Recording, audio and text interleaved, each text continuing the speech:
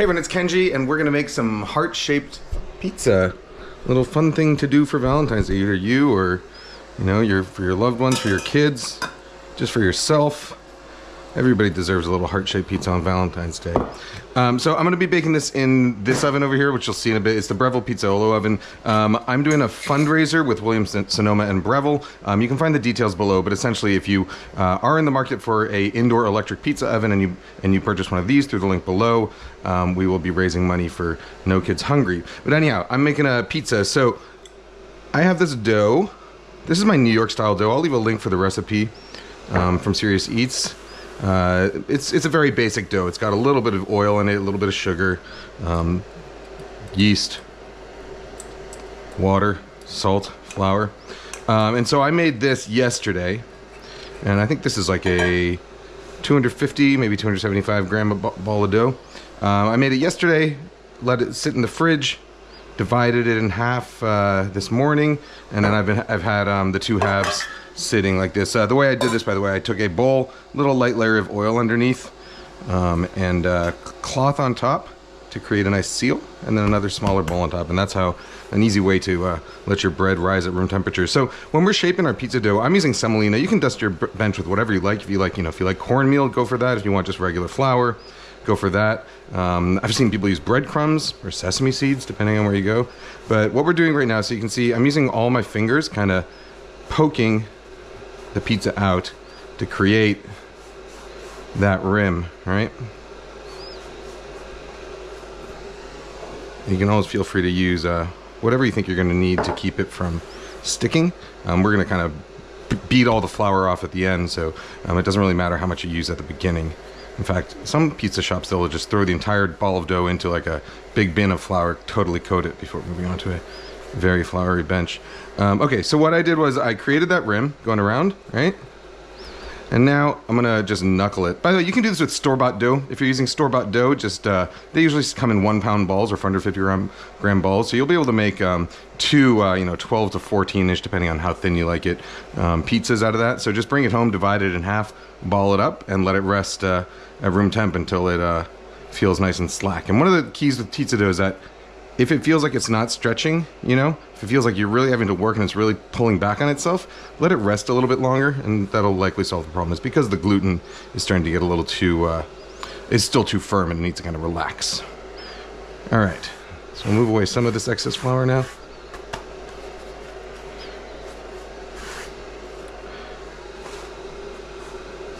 Okay, and now to get our heart shape, we're gonna take our bottom, pinch it down like that, and we're going to take our top and pinch it down just like that.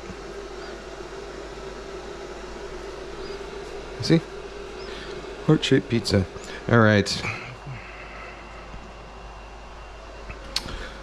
So this pizza, I'm doing Brussels sprouts and pancetta. It's a combination that my old friend Matthew Palambino uses at, I first tasted it at least at Motorino in New York, which is a fantastic pizzeria in New York. But Brussels sprouts, they do something I think with Brussels sprouts, bacon, garlic, some kind of smoky thing. I'm gonna do something a little bit different. All right, so I've got my Brussels sprout leaves. Give them a little toss with olive oil and salt. Okay. And I've got two types of cheese here. So this is fresh mozzarella that I just kind of had hanging out on a paper towel, because fresh mozzarella can get very, very watery on a pizza, which is, it's okay if you're going for that real old school Neapolitan style where it's kind of soupy in the middle, but I prefer to have my cheese a little crispier. All right, so we got my crust a little crispier, that is. My mozzarella there, and then this is the Tillamook, Beecher's flagship cheddar, which is a delicious cheese. I think cheddar would work here. I would say something like Emmenthal or Comté would work really well here. Like a Swiss cheese. Gruyere would work really well. Something like that. Something a little nutty. Even like a pecorino would work, something like that. Okay, so now we're gonna do Brussels sprout leaves. I love the way Brussels sprout leaves get like crispy, nutty, sweet, and black in a pizza oven. One of my favorite ways to enjoy Brussels sprouts. And finally, some pancetta. This I found this at the deli section of like the deli meat section, the refrigerated deli meat section at the supermarket. It's one of those packets of, they sell like pancetta ends, which is much cheaper than buying, you know, like the sliced pancetta, or much easier to find, I find, than even the kind of slab pancetta. So look for pancetta ends because they're usually like the perfect size for something like, you know, carbonara even. All right.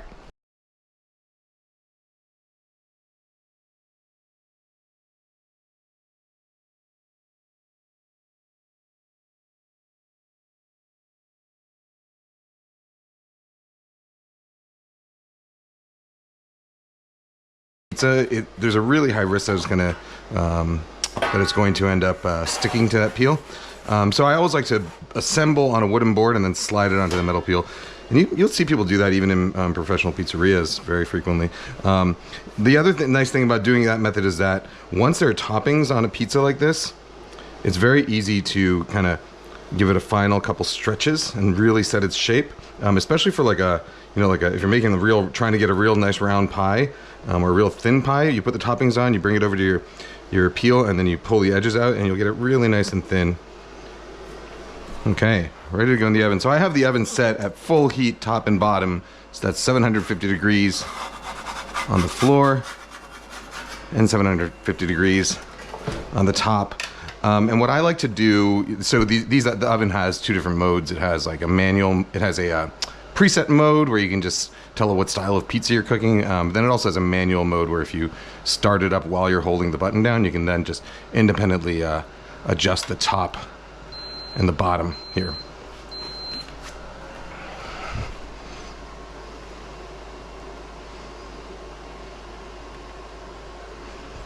All right, let's see how we're doing.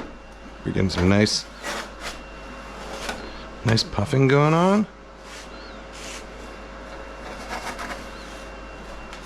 The base is getting some nice charring. Yeah, looking good. You know, while that finishes baking, maybe I'll quickly show you how you ball dough. So when you have your dough, we'll just pretend this is fresh dough. When you have your dough, you cut it into a shape, and then what you want to do is try and make a skin all the way around it. So I pick it up and I kind of fold it over itself, and then I use my palm to kind of push the dough away, and then eventually you work around it. And meanwhile, I'm using this hand to kind of pinch the dough into a sort of belly button, you know? And you end up with a ball like that. And then you can put it on a relatively dry work surface so that it sticks a little bit, cup it in your hand and ball it around. And then finally, I do this a few times to really get that bottom nice and tight. All right, let's see where we are. Whew, look at that. The oven spring on this crust. Huh. Oh, you know what else I was going to throw on there? I was going to throw some thinly sliced garlic. Yeah, too late now. That's all right. If I redo that, I would put, I'll do that with the next ball later today. Yeah, thinly sliced garlic tossed in with those Brussels sprout leaves so that they get a little bit of olive oil on there, I think would be really good.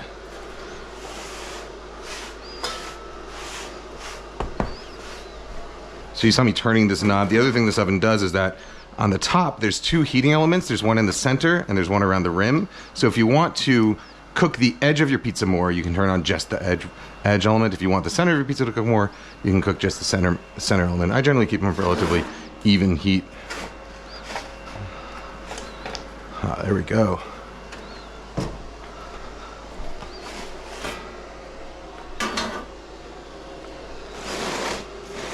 That looks pretty good. Let's see. Look at that bottom. All right. This is a heart-shaped pizza. All for, I don't know where my pizza wheel is. I'll use my scissors.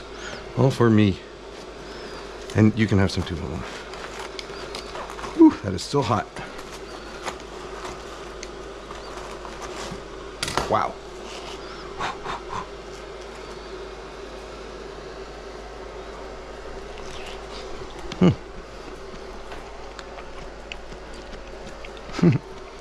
Here you go, Hamon. Well, it still ended up a little bit watery, but as you can see, the crust is still there despite the despite how watery that cheese was. All right. So again, if you're interested in an oven, look in the link below. If not, whatever. Donate money to No Kids Hungry anyway if you can. All right, guys, gals, non-binary pals. I will see you next time. Bye bye.